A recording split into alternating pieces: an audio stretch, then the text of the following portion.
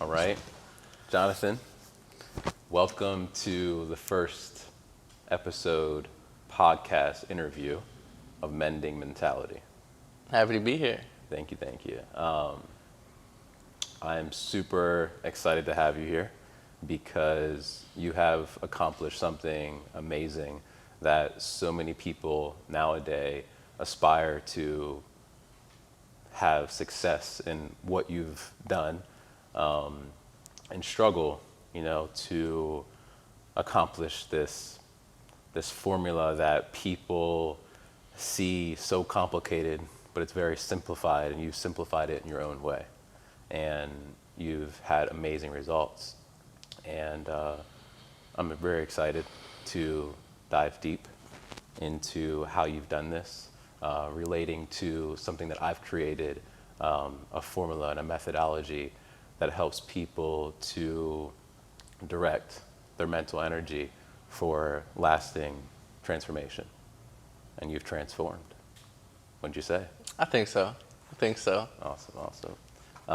So I want you to tell me a little bit about your story, what you have, a little bit about your background, how different things and struggles that you've gone through, and how it's changed you and what you've created from that. I like it. Yeah. And so when I tell my story a lot, I feel like it's my powerful tool. I feel as though I'm here to share my story. And after going through everything I went through, I believe it is my purpose to be an example for everybody else. That was the reason I suffered and endured. And so we will digest or digress. We'll go through it all. But the very, very spark notes version that I like to give is this. I grew up single mother, lost her when I was 11 years old. Had no idea what was going on. Depression, anxiety started. I didn't know what it was. Then had to move in with my alcoholic father. That's a part of my story I don't tell a lot. Yeah. The negligence of my father, because I feel like I'm bashing him, but it's the truth. Yeah. At age 15, I was diagnosed with leukemia. Got through that, survived that cancer, made it into college. I was then actually diagnosed with anxiety, depression, and PTSD from all of those. A lot of things that a lot of people nowadays deal with and are struggling to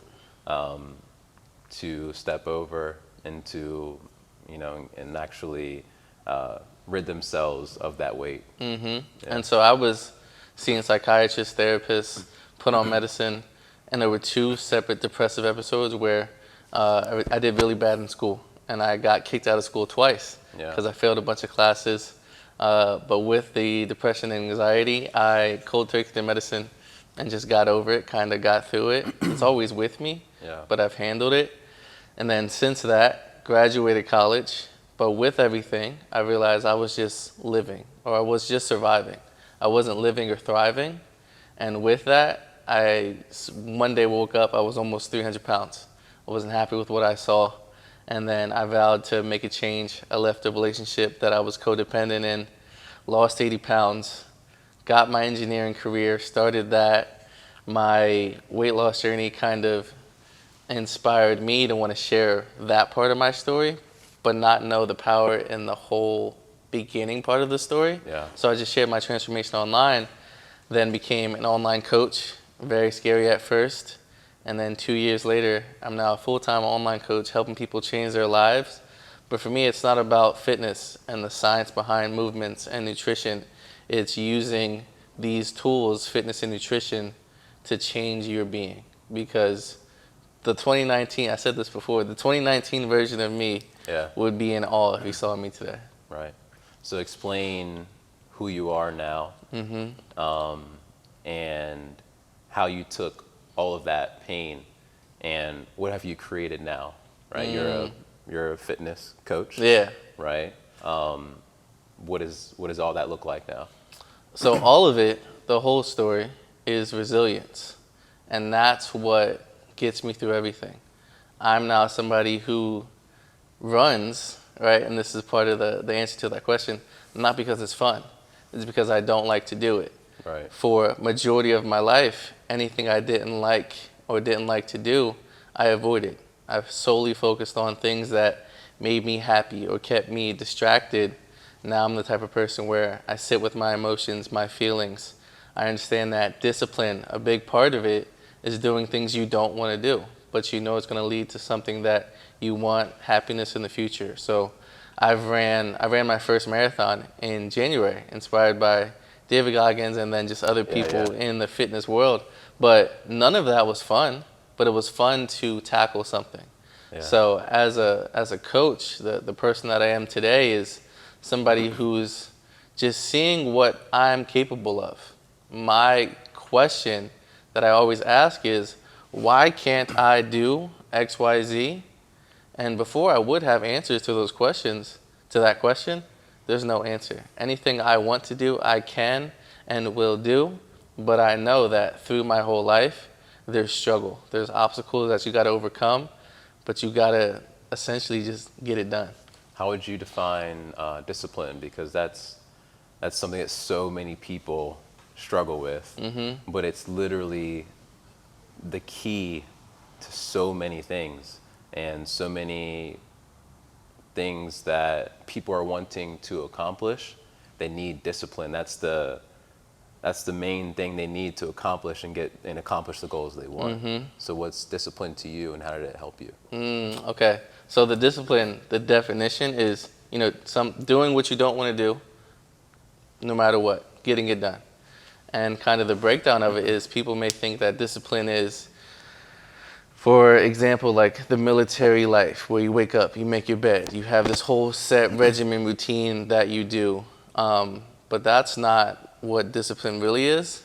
Discipline is you waking up, like wiping the crust out your eyes and feeling the comfort and warmth of your bed and dragging yourself out of the bed. Your mind is saying, no, no, no, back in the bed, no matter what, but you're still moving. And so I think a big part of my development of discipline is this idea that you have to break it down to that first step. So let's say we were about to go work out, but I don't want to work out. Well, we're sitting here contemplating, talking about working out.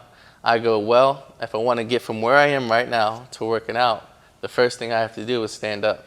So when it comes to starting any task, I focus on that first step, because once you do it, you get over that barrier. Right. The discipline gets you through it. It's easy after that. Makes it easier, yeah. You get in the car, you don't think about driving, you're just driving. You just have to get yourself to the car. And that car drives you through momentum. Exactly. And then when it comes to like how discipline has helped me, there's been times when so the weight loss part is a big part of my being and like what I am now, because when you lost your mom, nothing you can do about that. Yeah. You're diagnosed with cancer, there's nothing else you can do about that but focus on remaining positive. Yeah. Weight loss, It's the only option. required lots of effort.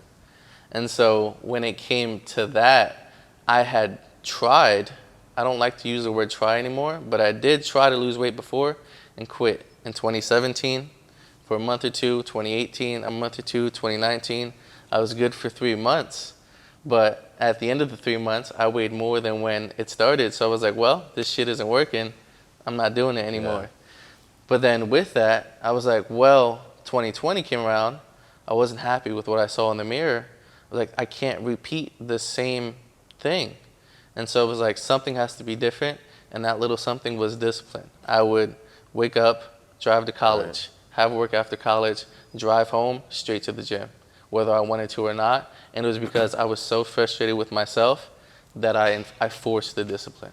And that's amazing, because that time period where a lot of people want to quit, all the problems start coming up, people start hearing outside noise, and that creates self-doubt. They take in all of those thoughts, and that plays a huge part in what they believe. And so people, I believe, should understand that when it comes to those hard times, when things start getting very, very difficult, it's so easy to turn around and go the other way. And the most growth actually happens when you exceed through those harder times. You learn the most, You are able to have a clear palette of different beliefs that you had, because you are now stepping into a new era for yourself. And so all of these different thoughts and beliefs are from sixth sense. So your intuition. That's why people explain how intuition is so powerful, because when you step out of that time period, after the time period of the hard times, everything behind those hard times, they're all past beliefs, different states of mind, and those all affect basically your progress and your discipline and you staying consistent. So if you can get past that period of where you need to extend into your higher self, you're set for success. And you create new beliefs. You start taking in new information. You start listening to different people. You want to hear from people that are already there where you want to be at. And so, no, I love how you've taken discipline and turned it into something that you could use to make such a big impact for yourself. It's amazing. Now, what I've created is, well, what we'll be talking about today. I've created a methodology and a formula that people can use to direct their mental energy.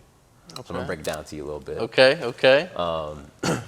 And after I explain this a little bit, I want you to try to understand it as much as you can, so you can tell people how and share with everyone how you've taken my formula that you didn't even know that you were completing and you were using, and used it in your own life to accomplish the amazing things you did. So Mending Mentaility is a program, a methodology, an ideology that I created from an epiphany. I had a tap on the shoulder from Christ telling me that mentality is something that I should pursue. It's something that I've always carried with myself growing up. Mentality. It was never mindset. Mindset is a state of beliefs, a set of beliefs that you keep in your mind that control your current reality. Mentality is the direction in which your brain chooses to apply momentum. So 3 key words in there: direction, brain, and momentum. So I broke down all of those in order to create a formula for success. If you accomplish all of these things and they are leading in the right direction, you're set for success. You are able to accomplish whatever you desire to accomplish. So the first part is direction, right? Understanding the persona, the characteristics, personality that you need to become in order to accomplish the goals of the person you're aspiring to be. So you are aspiring to be someone, you saw this person in your head, you saw what you wanted to look like, you saw that you had to change something in order for you to become this new version of yourself. So that breaks down into 3 different parts. The first part is persona. You had to understand the person that you had to become, understanding the different traits, values, beliefs that you carried with yourself in order to become that person. The second part is your goals, right? Understanding what goals you need to have that your current self hasn't accomplished yet, but your future self has accomplished. So you're taking your mindset right now that you have and putting it into this new version, this new persona that you've created for yourself, right? And the next is mindset. So what is your mind set on, right? What's sitting in the back of your mind right now that is controlling everything that's coming out of your mouth, all of your actions, right?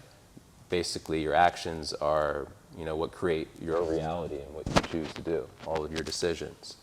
And so what person did you feel like you had to become in order to become who you are standing in that chair right now?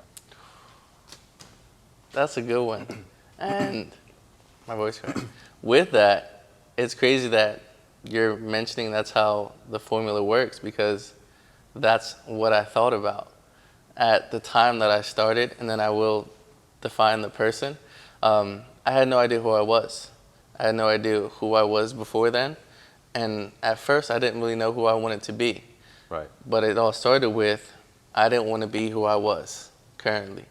And so I was working to remove myself from how I was currently living. As I started taking steps, well, obviously you have to go to the gym. You have to eat better. And then when I started to make some just progress mentally, not even in the gym and physical, it was just, okay, I want to be the type of person that goes to the gym, that has a routine. There is no faltering with it, right? That needs to be a part of my day-to-day. And then as I progressed, some more tangibles that I thought about what I wanted future Jonathan to do was like, well, a lot of smart people read. I hate reading. I have to start reading. And I started with 5 pages a day. I was seeing a therapist for a while, but he wasn't doing much for me. And so I kind of just left that. I was like, I got to a very low point in my life, 10 months into my fitness journey. So you should feel happy, or you feel like you should feel happy and content with your progress, knowing that you're going to continue going. But I was like, dog, life is not great. So I started January of 2020. December of 2020 is when I say I had my lowest non-depressive state of my life, because the depressive state, he's on the couch for months. But I graduated. I didn't have a career. I wasn't really doing well in the gym. I didn't have the great routine. So I was like, something has to change. And I knew that I wanted my future self to be somebody who journaled. So what did you envision? What of your future self did you envision? Definitely fit, athletic, confident. He was somebody who was just disciplined. There's that word again. And kind of just happy to be himself.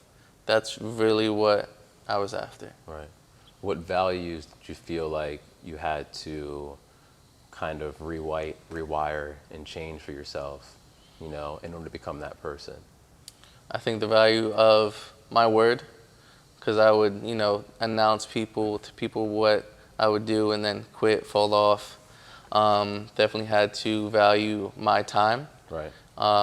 And saying no. I don't know what the word is for that value, but saying no to other people, that was something that I had to kind of grow. And then just overall humility. But it was never, I didn't start out by saying, I want to accomplish all this and be humble. The main thing is I wanted to keep the core of myself as I transformed into somebody else. Right. And growing up through a lot of trauma, the overweight kid, I was very charismatic, gregarious, funny. I was always a pleasure to have in class, from the teacher conferences. So I wanted to remain that person while I became somebody who was sure of himself. I love it. Now, the second phase of the direction phase is mindset. Mm-hmm. Now, people that are out there that want to change their mindset in order to accomplish their fitness and weight loss goals, what was your mindset in the beginning, and how did it change, and what is it now? I think the mindset, and you can tell me if I'm answering this incorrectly, was just one of frustration. Just discontent with what I had. Right. And so to paint that picture, in the mirror, my ex-girlfriend's bathroom, with my shirt off, going over everything I've been through, and then looking at that reflection and seeing that I'm not happy with it, right? And so it was all physical, but also it was my inner being and who I was. And so the mindset was, because I had tried to lose weight many times before, and it's not just about the weight loss, it's about becoming that person, right? It was the frustration, and it was like, this is unacceptable. I don't care what I have to do. I have to do something. What changed right there? Right there. What right there changed, right? You figured out that you had to do something about it. Mm-hmm. What sparked right there? What caused that, right? It was the... So that's willpower, Okay. right? You found willpower, basically something that is going to give you a spark that ignites you to take a certain action because you saw what you wanted to be, right? You had to change something in your mind. Something had to change like that, Yeah. so you could create a new reality for yourself. So what changed there? I think just realizing the life I was living. Self-regulation. So like the fact that I had just been surviving, it was just, I would wake up, be at the whim of the world, distract myself all day. Looking in that mirror was like, dog. Because I would always say, I'm never going to be somebody that's super overweight.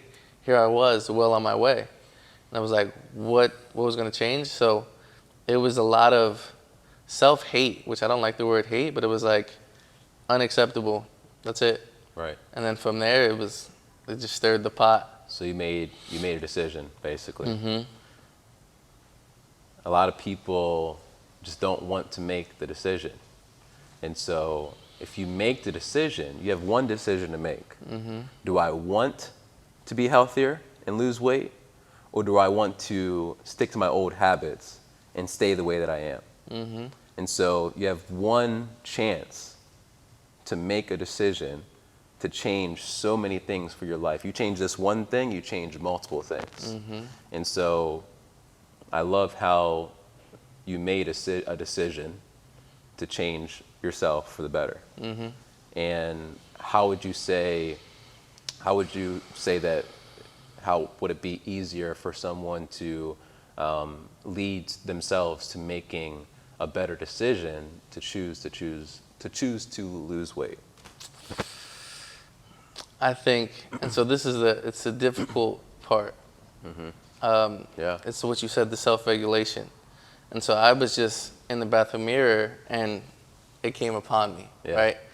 I think if somebody wants to prompt that decision, it would be good to write out everything, talking about like on a piece of paper, because your thoughts are nothing, they're just in your head. Once you go pen to paper, it is now physical. And so write out your life, write out what you're upset about. And if there's something that you can do to make a change, then it's time to start. But it's only like, it has to come from you. And I think the frustration level that I had was so high that it ignited all of that. And so if you write on that piece of paper and you don't feel anything, like a desire to make any change, then you kind of just got to continue living as you're living. So I think what happened here was you were fearful. You had a fear that your current self was no longer going to satisfy you. You had a fear that you were going to stay the way that you are, and you made the decision to change. Yeah. Fears are a state of mind. And so fears, you have to find out what's really going to drive you to overcome that fear. And then that right there is what starts the domino effect of multiple things that you can do to hop over the hurdle of that fear. You have to change your state of mind. And so if you change how you're thinking, that fear is no longer a fear to you. And so I like how you were able to understand your fear of basically you not changing, taking that and using that as a drive to become the beautiful man you are now. And so the next part is your goals. And so goals are so important. They're what gives us direction. Goals are what drive us to see and envision our future self. You need goals, but specific goals that give you activation energy. You can't have a goal that is not going to make you act. You can't have a goal that is not accurate. You can't have a goal that you don't envision for yourself. But if you can apply all of those to multiple goals, it makes the goal to you feel so much more easier to accomplish because it makes sense to you and it makes sense in your head. And that's what's important, because people may create different goals that are not accurate without deadlines, but also they don't feel it in their heart like they can actually accomplish that goal. And so I'm sure you had to create some goals for yourself in order to accomplish, the weight loss goals that you had for yourself. What kind of goals did you set? What did your goal kind of organization look like? Were you writing things down? How were you using different things to motivate you to accomplish different goals? What does your whole goal, process look like? I think when it came to establishing a direction forward, it was one goal that I monitored or I acknowledged, because we have thoughts, but it was like, okay, I like that thought, I'm gonna hold on to it. Yeah. And so the one goal was the driving factor for it all, and even today, is I want to lose my stomach. That was it. And I knew back then that I knew two things. It wasn't just going to be an easy process. Losing your stomach, that's just a part of it. Obviously, I wanted to develop a physique. That's a bundled term. Yes. And so people see weight loss and just want to do it, and they get anxiety. Anxiety is caused when you have so many options but no priorities. Your priorities are basically what comes after lose the stomach, right? The different steps you have to take. So what steps did you take in order to accomplish that? I was literally about to say that. I'm glad that there's a whole formula for it. And it was like, okay, well, that person eats good food. That person goes to the gym. So lose the stomach was the North Star. Gym and getting a better handle on my nutrition were the priorities. And then from there, it was making it past that 2-3 month mark. And it's very interesting because at that 2-3 month mark, COVID happened. The gym was taken away from me. And I hit a point where I was like, fuck, my momentum is going so well. I have to keep it going. I tried home workouts and then switched to running. But it was like, not quitting was another priority. And then from there, the second part of like that number one goal is I knew that losing my stomach was the first one. After that, I wasn't going back to this life, and I knew that I was going to have to reevaluate another goal once that was achieved. Amazing. And that was way back when. And I feel like that's one of the main things that people get anxiety from. They get to that point where they want to make the change. They start going to the gym. They may start seeing some results, but that's all from just the main part of lose the stomach, right? They're only looking at that. They're only doing the steps to do that, but they're not breaking down that term and the priorities connected to themselves emotionally that they need to do to stay consistent with that. And so I think that's very, very important. I think that so many people are on different journeys. For me, I was 140 pounds, very skinny guy. And what I had to do, I had to change my beliefs and I had to change my state of mind to understand that it wasn't just in my genes. I didn't have to be skinny all the time. I could put on muscle, I could put on weight. Once I did that, I gained a superior mentality, is what I call it. That basically is like, okay, there's something I want to change. I have motivation, tired of people calling me skinny, tired of not looking fit, tired of my clothes not fitting my body the way I want it to be. And so once you figure out the problem and you actually make the decision to change it, oh baby, it's up from there. And so I think that everyone has a different journey. If I may, can I interrupt real quick? Yeah, go ahead. Because when I talk to new clients, I look for 2 words: tired of. And you said it multiple times, tired of. Yeah. It is that frustration and that self-regulation. Yeah. So the quote I wanted to speak on a little bit is, we're all in the same journey of life. We just started on different paths. You've been on a unique path, with your weight loss journey. How do you think your experience relates to the idea that we're all in the same journey, just at different stages? Because you started where you thought you were overweight, you felt that, and that's something you want to change. How can you generalize what you did to succeed with your weight loss success, or how somebody like me may have been skinny, or someone just wants to change a small part about their body that they can accomplish by going to the gym? How would you describe how someone can take a certain mentality or a way of thinking that is sort of generalized for everyone, that just on different journeys and they want to accomplish something in the gym? So I'm going to give 2 that kind of came to my mind. Sure. And then my breakdown. Okay. So it's Nike's slogan, just do it. Yeah.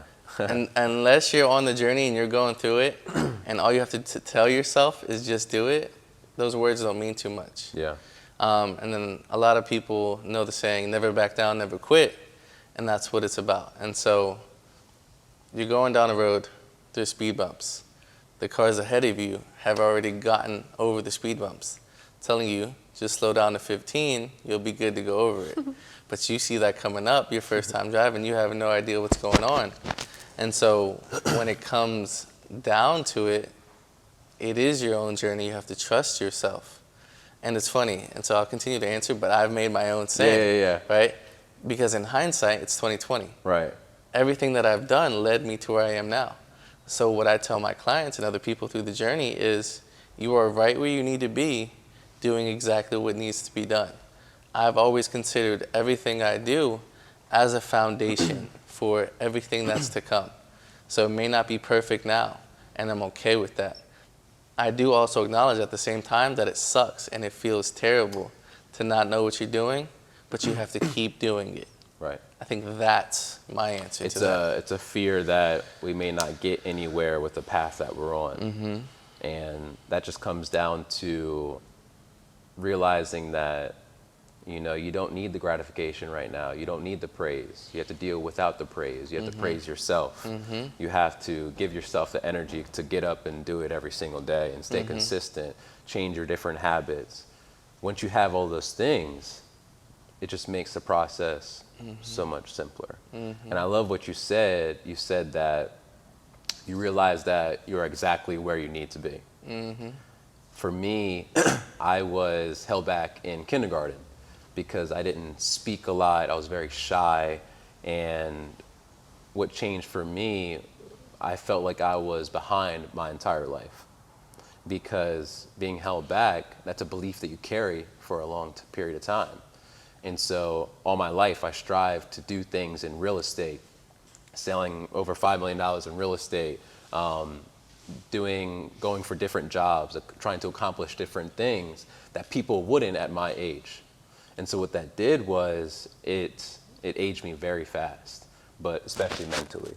So I wanted different things in high school that people weren't even looking towards wanting yet. Mm-hmm. And so I started working with adults. I started working with people that were professionally in business, and I was only 21, 20 years old. And so I had to age myself. I had to change who I was. I had to change, different things that I posted on social media, not things that were childish and actually didn't have meaning. I wanted to post something that was having to do with meaning, that was providing value that people can take in and contact me so I can provide my service. Mm-hmm. And I want to shout out a good friend of mine, Dr. Elijah Frazier. He is an amazing coach. And he's the one that told me for the first time where it really clicked. I've heard it a few times, but it really clicked when he told me that you're exactly where you need to be. And that right there has changed so many things. That's probably why we're sitting in these chairs right now. Now, the second phase of the Mending Mentality program is to understand your brain. So understand how your brain is organized, how it processes thoughts, what its processor looks like, what's sitting in the subconscious mind that is controlling your physical reality. And so I think it's very, very important for certain people that have things that they are understanding that it's sitting in their subconscious mind that they want to change, to understand this.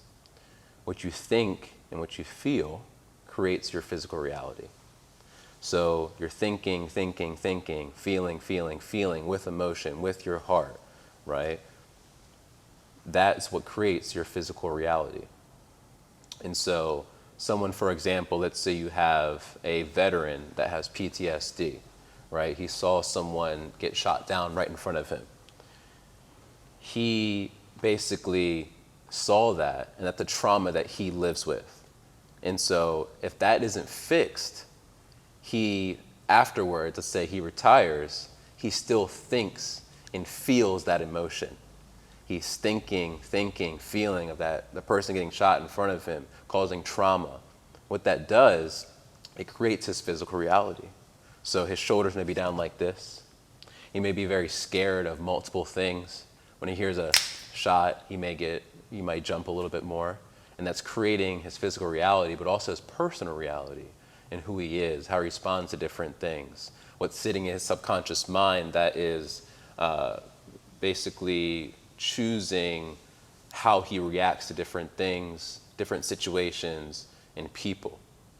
And so I want to understand with you what was going on in your mind, what was causing you to want to change different things, because it had to start mentally first, right? And I see you sigh a little bit. How did you organize your thoughts, during the process?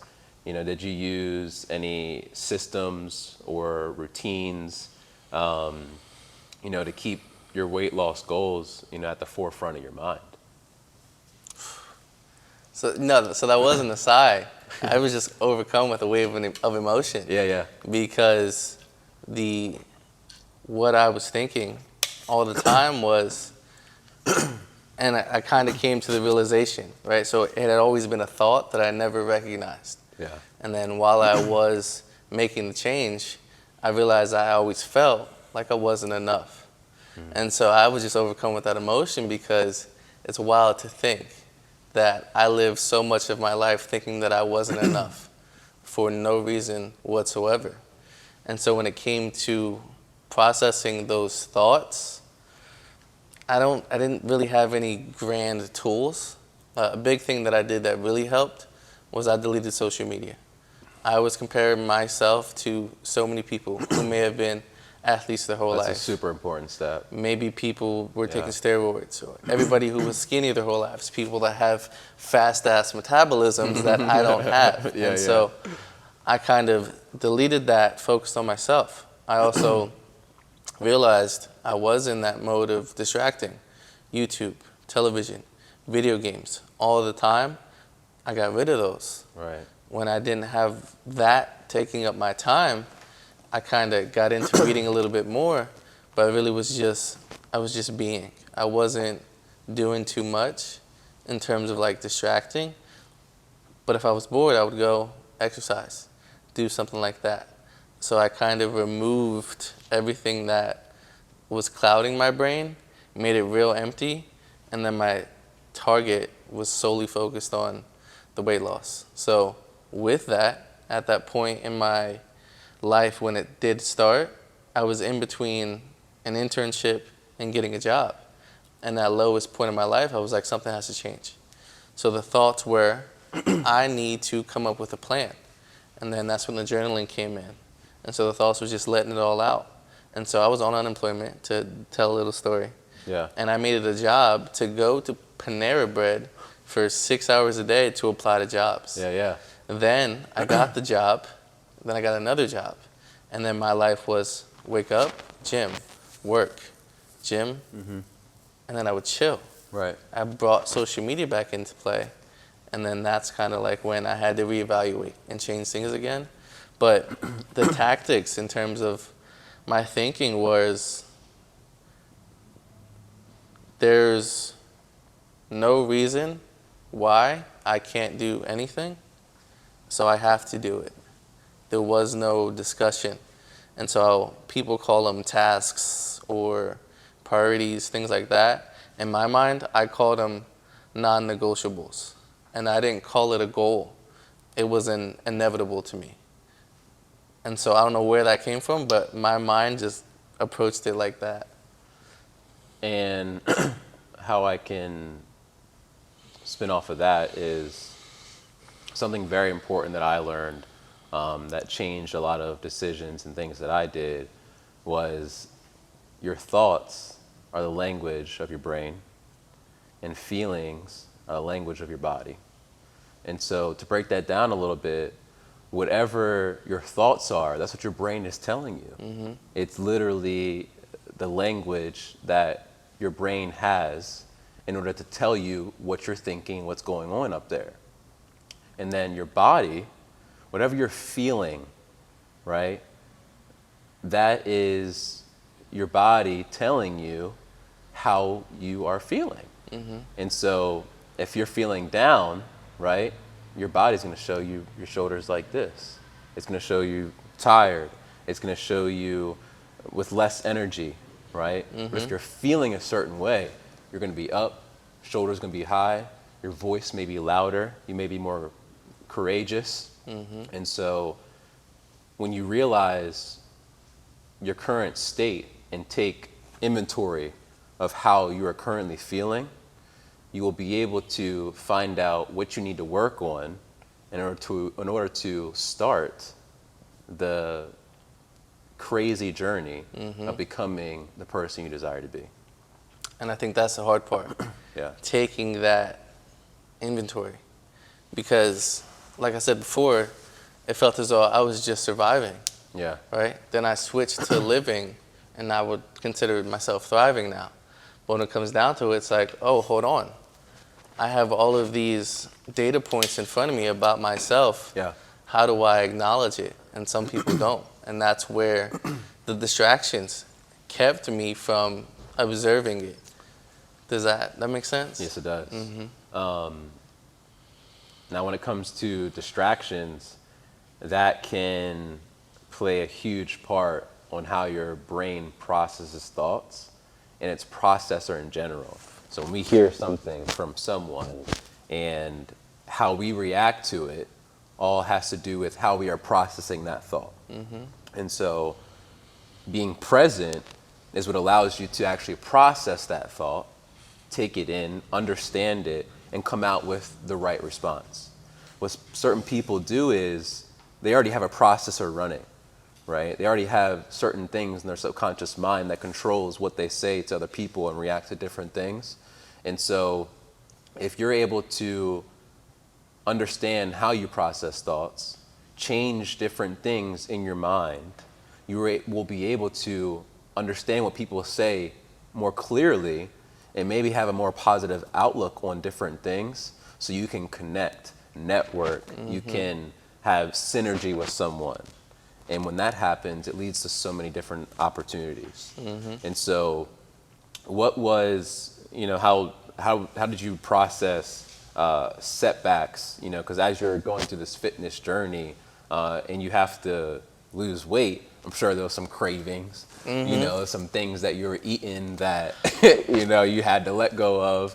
And it's so easy to eat something and, it have such an impact on your body and your actual journey of losing weight or gaining more weight, and you don't even notice it, right? There's these things that are happening in our bodies, but we don't take inventory and realize that are happening to us, but they are happening just because of what we're eating. And so what kind of how did you, get through that? Yeah. So at first, I did what everybody else does, which is that punishment. Yeah. Oh, I the fucked internal up. dialogue. Right. I fucked up. Let me go work out some more. Yeah. And then skip breakfast tomorrow. Right.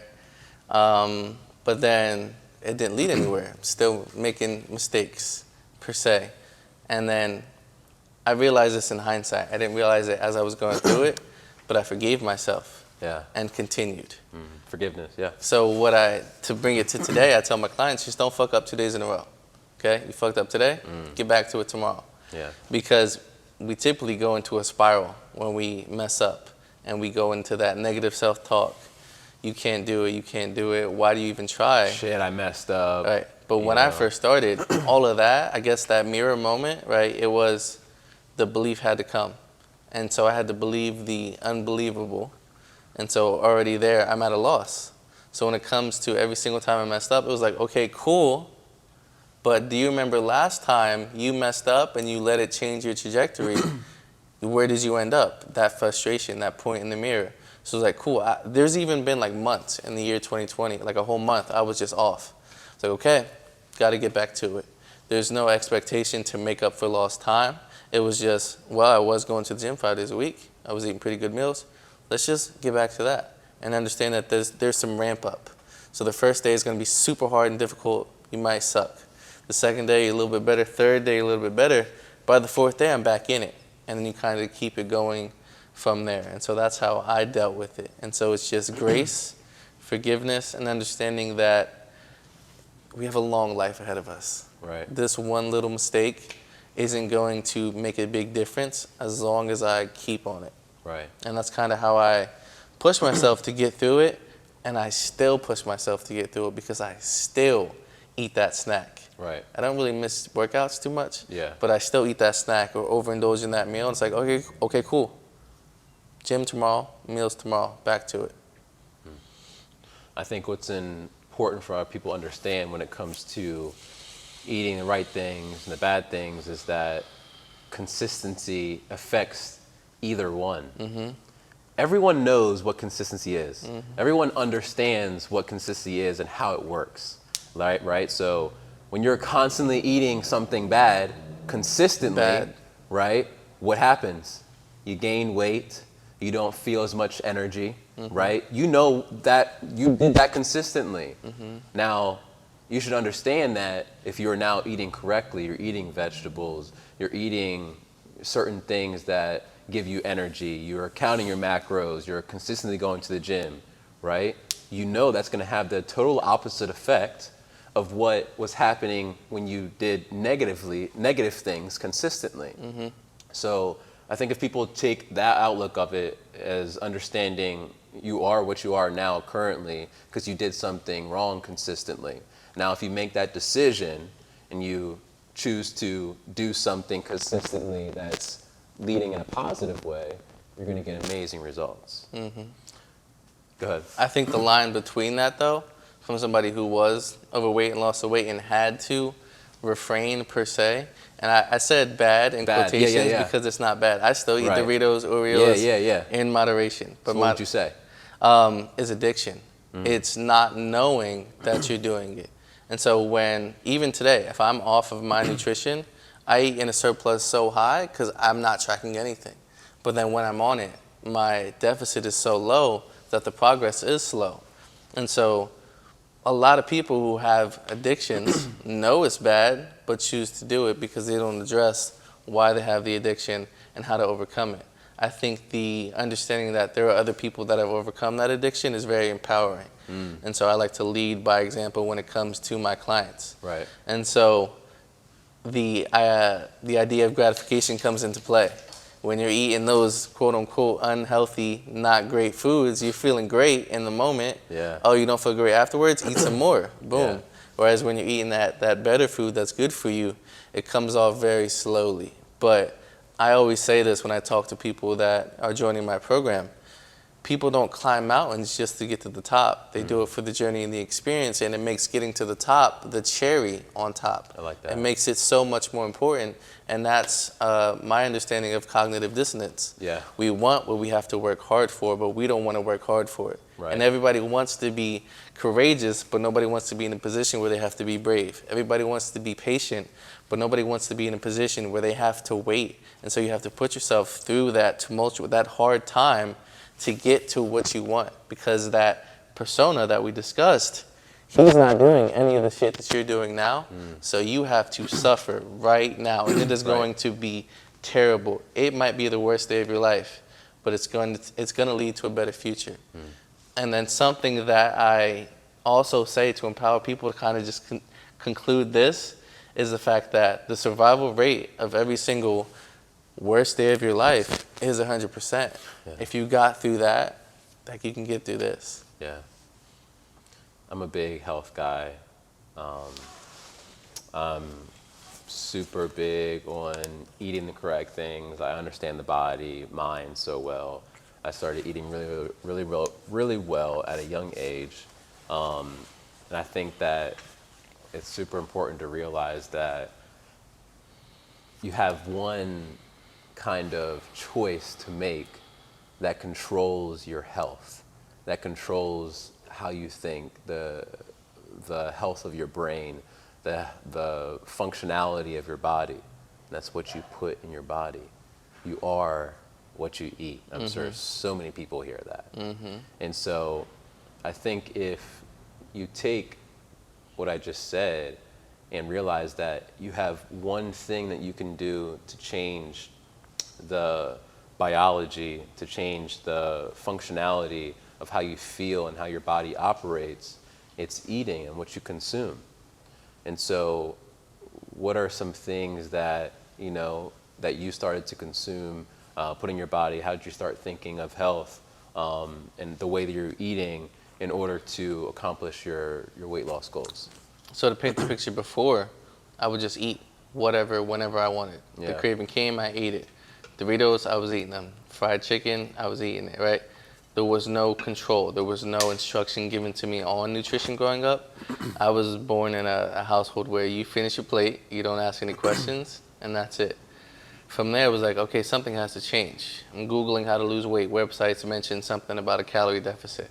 I look up a calorie deficit. I then calculate my calorie deficit. And then I look at nutrition labels. And so I didn't necessarily cut out food, but I understand that pancakes with mounds of syrup is not going to be good. So I switched that to eggs or oatmeal packets, which show up on lists of healthier foods to eat. And so I subbed those out for breakfast. When I was going to college and I was commuting, I started packing my lunches, because otherwise I would go waste money spending on meals each day, and I would make foods according to the serving size. If the turkey slices say that 6 slices is 1 serving, it has this much amount of protein, carbs, calories, that's what I put on my bread. Wheat bread, mustard has 0 calories, right? I didn't stop snacks though. I opted for rice cakes, caramel rice cakes, instead of a sweet treat like an Oreo. I did not remove my purple Doritos from my diet. I know that the serving size of a family bag of purple Doritos is 16 chips every morning. 16 chips in a bag in my lunch bag. And I would have that. And then I'd have carrots, because I enjoy carrots. Do I enjoy carrots as much as I enjoy caramel popcorn? No. Probably not. But I can munch on carrots all day, and knowing the fact that I could do that and it's healthy for me makes it so much better. Right. And so I just took the time, which I'm not even taking more time to focus on my food in 2024, but back then it was, if I take the time to plan a meal that day, breakfast and lunch, come home, have dinner, dinner was very simple for me because I was a broke college kid. Minute rice, chicken or salmon in the air fryer, steam and bag broccoli with different sauces. And I feel like that's the usual thing that people should probably try to at least hit. 'Cause that's what I do. Have some carbs, some protein, some vegetables. And I feel like if you have all three of those, you're usually going in the right direction. They're pretty good. And Yeah. then when it comes to everybody else, people don't understand. You just got to get protein. Anything you're doing, have protein. And so it's interesting to think that there are people that don't know what a calorie is, and they don't know what protein is. And then just having, a bag of popcorn for lunch is unacceptable. You need some cheese, some meat, something in there. And that's what I learned along the way. But in the very beginning stages, it was, I have to be a little bit more thoughtful with the time that I'm putting into my meals. And then it became, okay, what's a very, very quick, simple, easy, efficient way? Because I was doing a lot at the time. Microwavable oatmeal, really simple lunch, sandwiches, repeatable every single day, really simple dinners. You put it in the air fryer, you forget it, you put both of those things, the rice and veggies in the microwave, boom. I'm fed. Right. And I'm making progress. And I think at first it sucks. Then you start doing it, you start to see that progress, you're like, holy shit, this shit's working, I'm gonna keep it up. And then you get to a point where you gotta switch things up, but that's how I got started. Love it. Yeah, eating's so important, bro. So important. As we wrap it up a little bit, I want to talk about the last phase of my program, which is momentum. Right? You can have the direction in life that you want to take, become the person, understand what's going on in your brain, how your brain works, so you can change different things to react to things differently in more of a positive way. And the last part is momentum. So what's the driving force that's going to give you sustained progress to accomplish your goals? Because you can have, a direction that you want to go in. You can understand how your brain works and your emotions and how you feel and react to different things. But if that's not consistent and you don't have something that is driving you to stay consistent and in line with that person you want to be and how you think, and it just disappears. And so momentum breaks down into your willpower, right? So what's that one thing that's gonna get you up? You have a natural drive to go and do, right? When you see people running in the morning, they have willpower. They don't need to think to get up and put their shoes on and put their clothes on and go for a run. They have willpower. They just do it naturally, right? And then you also have love.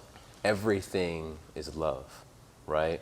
These chairs that we're sitting on, someone took the thought and love to design it a certain way so that we can sit in them comfortably, right? That was a decision out of love. Any decision that you make and it's connected to love, most likely it's going to be an amazing decision. It's going to be an authentic decision. And so you had to figure out what you love, right? Or what you don't love in order to accomplish what you want to accomplish. And then you have purpose, right? Why do you do what you do, right? Purpose is what's going to consistently get you to always apply value to people, always be there for the people. And so I look at this as a rocket ship. You are a rocket ship, right? You're a rocket ship too. Oh, I'm a rocket ship. So when it comes to momentum, you think about it as a rocket ship because a rocket ship needs three components in order to operate at peak performance. You need something to ignite it, you need something to direct it, and you also need something to fuel it. And so basically this ignition, right, that's willpower. Love, right, is what is directing this rocket ship, right? You choose the correct direction, most likely if you do it out of love, it's going to be in the right direction. And then purpose is your fuel. So if you have all of those together, as you as the rocket ship, oh, you blasting off. Oh yeah. Blasting off. Oh yeah. And so what did you have to figure out, what drove you to get up and every single day to want to move your body, want to go to the gym, even though you were overweight, to consistently do it? What was your willpower? I think the willpower, and this is bringing up something that I don't even mention too much in my story, And it's the fact that I am a cancer survivor. Yeah. That I think I don't highlight enough. There's a lot of power in that. To overcome that and then overcome more on top of that is wonderful. And so when it comes to the willpower, it was, I think, the frustration, right? I had tried and quit, and it was like, enough is enough. Yeah. The willpower was, I don't like this, I can't accept this, and I have to suffer. And so it was the acceptance of the suffering and the willpower of something has to change. Even on tough days. Even on tough days, especially on tough days. Yeah. And it's just, you have to go. There is no debate. There's no questioning it, because I know exactly what the questioning and the complacency led to. And it was that day in January in 2020 that I was with myself in that bathroom mirror. And it was like, that can't happen ever again. And then something I don't mention a lot either, because I probably should. When I did break up with my ex-girlfriend, she told me that my stomach was the ugliest thing in the world. She went more explicit with that, but I was like, I will never let anyone be able to talk to me like that. That's not the important part, and have it affect me the way that that did. And so that was kind of the willpower as well, if I may. No, I love it. I feel like everyone has something different that is their willpower. You have to find your willpower. What's going to drive you naturally? That's what drove you naturally. And so if I feel like if you find what motivates you naturally, it makes it so much easier, because you don't have to try to push towards your goals. You got willpower. And then there's also love, right? So was there an element of self-love or self-care, that fueled your progress? You know?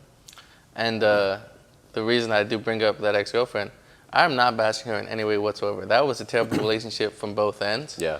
And a big part of the breakup and my realization in that bathroom is that I was with somebody that I loved, but I didn't like. At least that's how I defined it. I went bowling, which I love to do with my best friend and my girlfriend, and I didn't have a great time because my girlfriend was there. It's like, okay, if I want a beautiful woman that I can be very proud to call mine, I need to give her a handsome, beautiful man that she can be proud to call hers. And I knew that who I was in that bathroom was not that person. Right. And so I also knew that I didn't love myself. And in that relationship, I said, well, my girlfriend loves me, so it doesn't matter. That was wrong, obviously. And so now it was the goal to build myself up to where I enjoy spending time with myself, because I always lived distracted with activities, entertainment, or people, and I never spent a lot of time by myself because that boredom scared me. And so it was the love of, why don't I love myself? And I want to be the type of person that is deserving of all the love in my eyes. Right. I like it, brother. Now, when it comes to purpose, right? Purpose is what fuels us. And so there's a technique that I've used with a few people to help them find their purpose and their life why, right? So your life why is why you choose what you choose to do, right? Why you're spending your time doing this thing, all your energy is going toward this one thing, why. And so what you want to do is, I tell people to ask yourself why 7 times. And you want to guide yourself. You want to ask first why you do what you do. And you break that down asking 7 times. So why you do what you do? Oh, because of my mom, she did this, right? She did this for me when I was younger, okay? Why is that important to you? Oh, because, it really helped me progress in my life. Why did it help you progress in your life? Because I struggle with anxiety, or I struggled with this thing in my life. Why did you struggle with that thing in your life? So you break it down into 7 questions, and possibly more if you need to. If you need to find someone to guide you to get through this process, but it's very, very useful. Very useful You could even use it with your clients to help them find their why. And it's super impactful. And so what was your why? You know, what purpose did you have that just kept you going no matter what? You know, how did that continuously drive you? Before I answer that, I love your 7 whys. I usually do 2 or 3 in my calls. I'm gonna go deeper. Yeah. I appreciate that. And so the why, right? When you're going through the thick of it, right? I'm not thinking about the loss of my mother.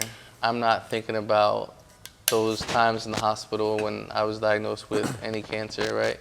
And then when it comes to the why, it was because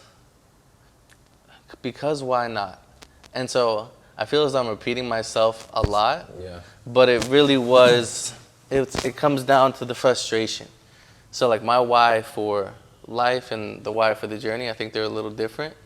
The why for the journey was because I could.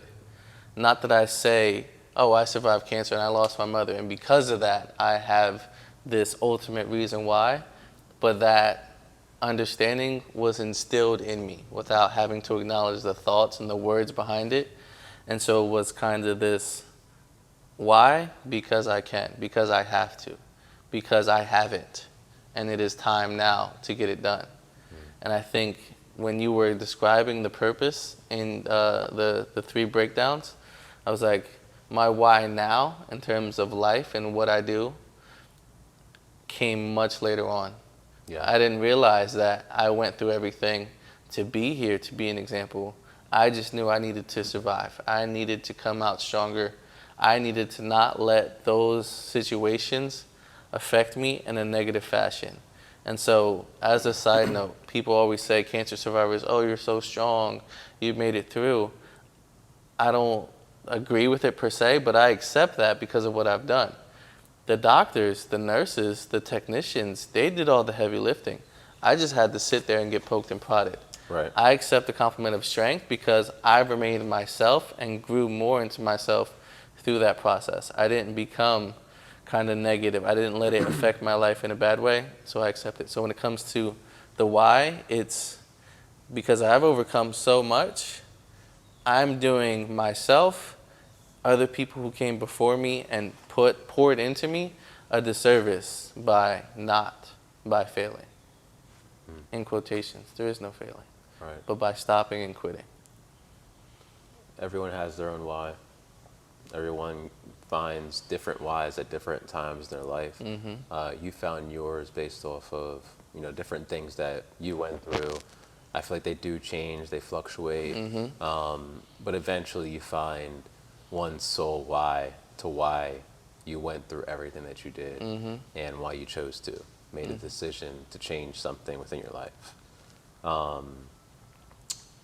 I want to close this out. People that are watching this, they're so influenced by you, they're inspired by you. They see the results that you've had. They want to figure out, what you did to look the way that you do now, And so if you could put what you could do to achieve what you did into 4 main steps, right? Or maybe even 3. 3 or 4 main steps of what they can do and how they can start to emotionally, mentally, physically achieve what you did, what would it be? I like it. I'm going to choose 4. Okay. I'm going to choose 4. I could condense into 3, Yeah. but I want to break the last one down. The first one's a 2-parter per se. It's either stop lying to yourself because you know the life that you're living and you're choosing to avoid it, or take a look at who you are. So depending on where you start, that's step 1. Step 2, come up with a plan. You have to have some type of plan written out because it's always better to have a plan and fall short than have no plan and succeed at nothing. Right. And so have that plan. Third step, is take action. You have the plan, great. You got the gratification of making a plan. You feel good. You have all that hope. Action, action. Wake up, do something. Wake up, do something. Wake up, do something. And then the fourth step, which I think is really important, is, I don't know how to put it very condensedly, but expect obstacles. And so you have to expect, overcome. Expect, redevise the plan. Keep the plan the same, keep it going. So it's be real with yourself, plan, take action, overcome. Love it. Awesome. Very simple, very clear. I love the mentality that you've created for yourself to do all this. And I believe that it all comes down to directing all of your mental energy to align your goals with your purpose. And you've done that. Very happy for you for what you've done. I'm very inspired myself. You've done something that so many people are driven to do, but they go through so many different things that stop them from continuing to push forward. So again, very proud for what you've created, and yeah, look forward to seeing what else you do. Oh yeah, this is just the beginning. And as a closing statement, just because of what you said, obstacles are going to come. You can do yourself a favor by expecting those obstacles. You don't know when they're coming, you don't know how devastating they're going to be, but they're going to come. And at first it may shock you, like, oh my gosh, shit hit the fan, what do I do? Maybe a couple seconds later, you can realize, oh wait, I knew this was coming.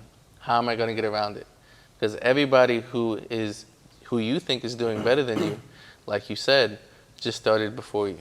Yeah. And so if I could say like one thing, one underlying notion to everybody, it's tough times are 100% on the way, and it is going to be so terrible.